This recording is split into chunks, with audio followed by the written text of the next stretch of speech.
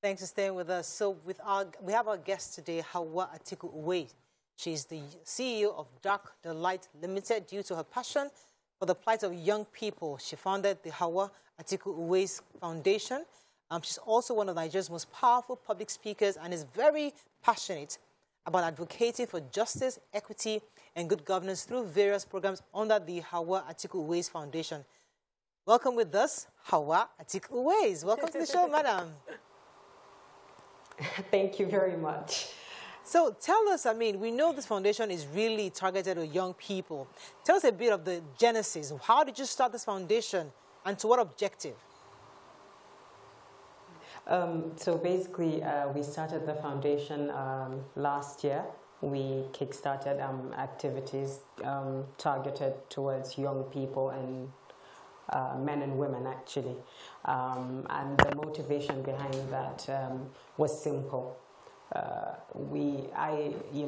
a team, we felt that the young people in Nigeria were left behind in many of the focal areas that were important to nation building. And one of such areas was politics, obviously. So in pursuit of good governance, we started engaging young Nigerians in town hall meetings and sports programs and such. So this was the motivation, actually, to get young people involved in key decision-making processes in Nigeria. Okay. So with your interaction with young people so far, what can you say about their drive to get into leadership in your own assessment? There's a lot of drive, actually. A lot of very qualified, driven, and intelligent young people in Nigeria. It's actually fascinating when you sit down and discuss with them. I know that there's one thing that we've found out as a foundation is that there's a deficit in knowledge gathering.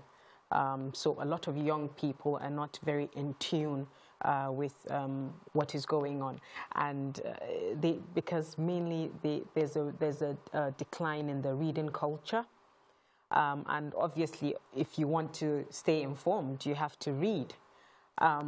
One of the problems that we've noticed is that what is out there for digestion is usually, bombarded with technical language, numbers that sometimes are not very comprehensible to people that don't have advanced education. We know that we have a deficit in our education sector, so for young people to understand the content that is out there becomes, a bit of a challenge. So we were trying to also break the barrier between understanding the content that is out there and what drives young people. And we found out that once they understand what is at stake, they're very willing to get involved. So I think it's actually trying to now get them together in such a manner where they can contribute meaningfully to nation building. One of the things that I've noticed with Nigerian youth and people trying to encourage them to take up leadership, get involved in politics, get into their entrepreneurship journey, is that you need to connect with them. And now you have pedigree. Do you see that sometimes your pedigree, your advantages can be a barrier in talking to these people? And how do you break that barrier to connect with the young people in Nigeria? Okay, so talking about pedigree, I have this story to say. So a couple of years ago, about 12 years ago, I applied for a job, through the national portal at one of the government organizations. I wrote the exams, I passed, I went for my interviews, I passed, I went to the training school in Lagos, I finished there for 2 weeks, and I came back, and suddenly there were challenges for me to get my badge and start work. So even as privileged as I am, it was a problem for me because somehow, somewhere along the line, someone thought that it was pushed by someone from above, as you know, we know in Nigeria. And eventually I got to the realization that as a young person, I was going to have limitations in that organization if I were to take up the job offer. So I refused it flat out, and because I didn't feel that that gave me the opportunity to express myself and to show the organization what I could give. Now, this is the story of so many young Nigerians where people tell you that you need connections to get a job. It is actually true. And I want Nigerian youths to understand that it's not just the less privileged people that go through it. Sometimes privileged people go through it as well. And we need to get it to stop. So once I want someone to listen to me, I tell them this story because it's a real life story that happened to me. Right. Okay, let me go ahead. I wanted to ask you, you're trying to encourage young people, but we are being governed by old people. How are you going to get them to convince them that this, you young people, you need to take over from these old people? How are you going to, don't you think you need to even talk to the elder people to come down for the younger people to... Like the elephant in your room. For the younger people to rule and be part of governance, and maybe Nigeria will change. Yes, so I can talk from my own personal experiences and what, of course, I'm going through, because I know that this is a very deliberate question, of course. But the simple truth is this. Atiku Abubakar believes in young people, believes in the capacity of young people. And I know for a fact that you have to be able to show yourself up as a young person. I didn't get invited to speak this morning on this show, just because I am who I am. I have been who I have been, but you've seen my records and you decided this might be an interesting young person to speak to find out her experiences. I have worked in a bottling company. I have worked with a UN affiliate organization. I served in a bank. I mean, I've done so many things that people would ordinarily think that I wouldn't do. So I don't think as a young person, you need to wait for someone to come and give something to you, especially something like leadership. Yeah. You must be able to show yourself up so that they know that you mean business. All right, let me go on a quick break. When we come back, we continue this conversation with you. Stay with us. We'll be right back.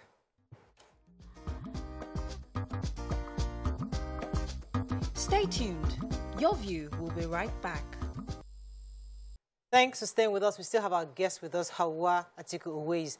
Hawa, there's a question that comes to mind, and it's because there is, I would like to say, erroneous perception that lots of northern youths are gullible to the political class. The political class use a lot of these block votes to bring in and recycle the same old people. And as we're talking to people, especially in that region, it seems as though we're not able to get through to this new wave of northern youth who are educated and can make better choices. With your foundation, what can you do to address this? Or is it a wrong perception, I would like to say first. But what can we do to get more educated northerners to reject the dominant political class to say, you know what, we want a new wave of change. These are the new things we want. You can't predict our voting block just because we are available to vote. I would like you to address that as a foundation. Do you think it's an issue? And if it's an issue, do you think it's something you would like to also address? It's definitely an issue, and it's one of the things that I mentioned earlier on the show, that we've engaged young people in conversations. There was actually a mini platform that we created in the foundation called The Conversation with Hawa Atiku Uwais. And trust me, a lot of people think that it's very difficult to talk to young people that are knowledgeable and educated, but it's not. Because in talking to young people that are educated and knowledgeable, you're talking to someone who's trying to build a future.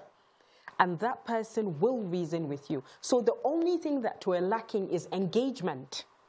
That is the only gap that we have between the younger generation and the older generation of politicians. And remember, there is no smooth transition in anywhere in the world. So if you want to move from a generation of older politicians to a younger one, there must be transition. There must be people that are being groomed. Now, there's a huge gap between the older politicians that we have and the younger ones, in the sense that no one is grooming the younger ones. So this is something that we're also trying to look at, and we're trying to see where we can help as a foundation. Remember, my foundation is very young.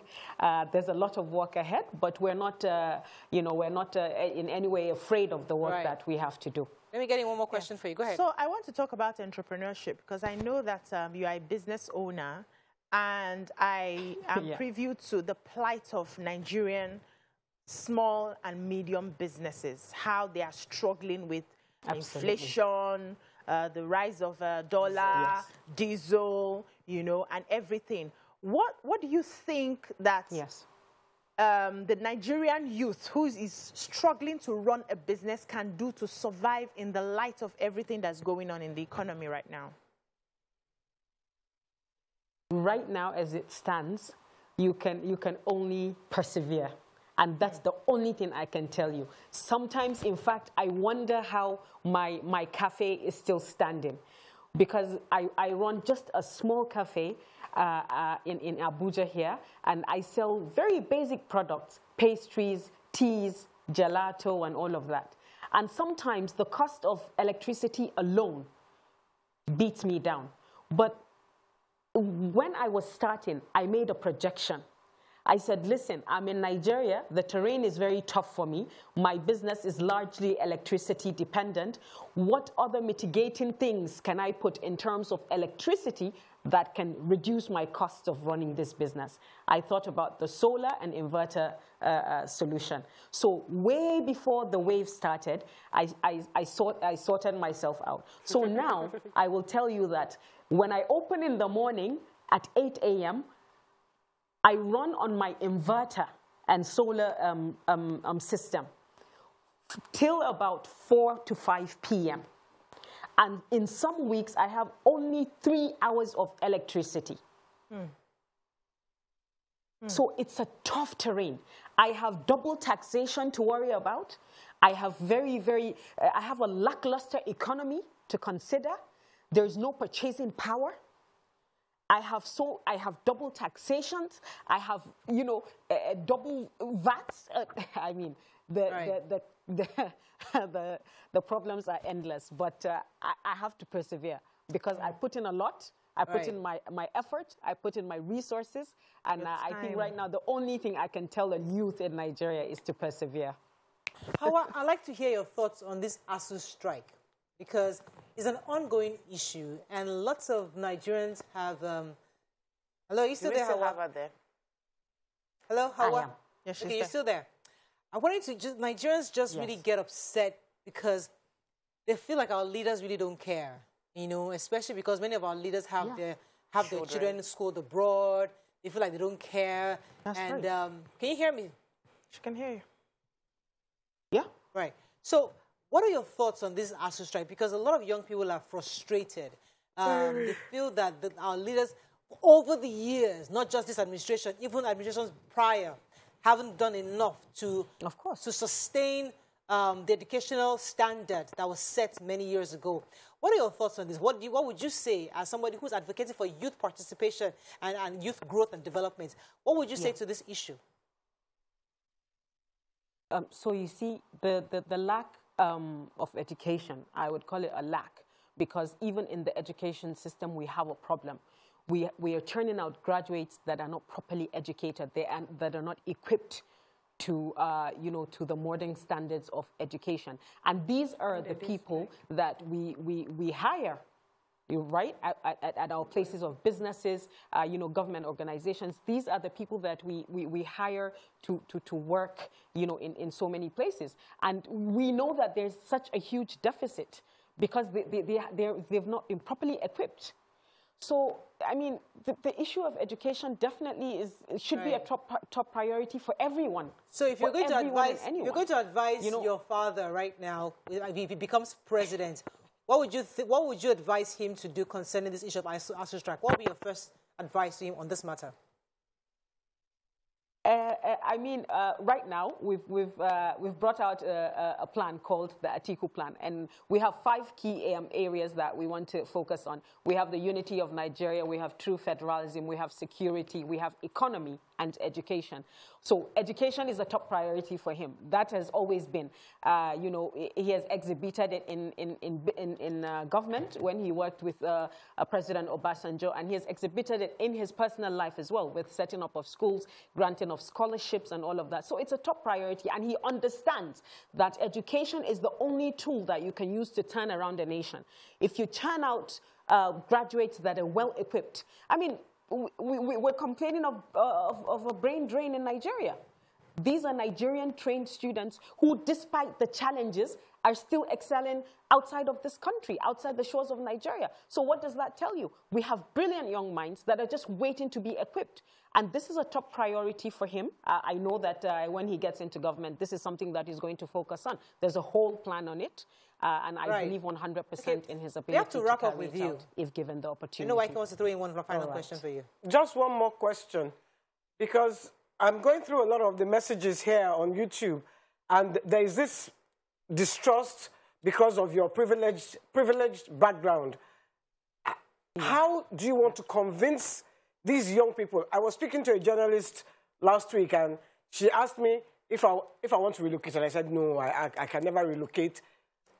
But does she want the nine? I threw the question to her, and she said, yes, she does. So all the young people today, once they get the opportunity, they want to leave. Now, how are you going to convince them, especially because of your privileged background, that they shouldn't leave, that you are the answer? Well, it's simple. I don't think that anyone needs to verbally convince you about something. Once you see that structures are in place, naturally, you'll be attracted to such structures. It's simple. Right. Right. Absolutely. Thank you so much, Howard. Let me let you go at this point, but I think it was a pleasure. Are there any final words you'd like to tell concerning your foundation, like to tell Nigerians this morning? Well, the only thing that I can tell Nigerians is to please ensure that they participate in the next democratic elections that are coming up. Please, it is your right, it is your duty to ensure that you get the right leaders in so that you can demand for right governance. Fantastic. Please. Thank you so much. It was a pleasure having you on the show this morning. Let's go on a quick break. When we come back, we continue. Thank you for having me. Stay with us. We'll be right back.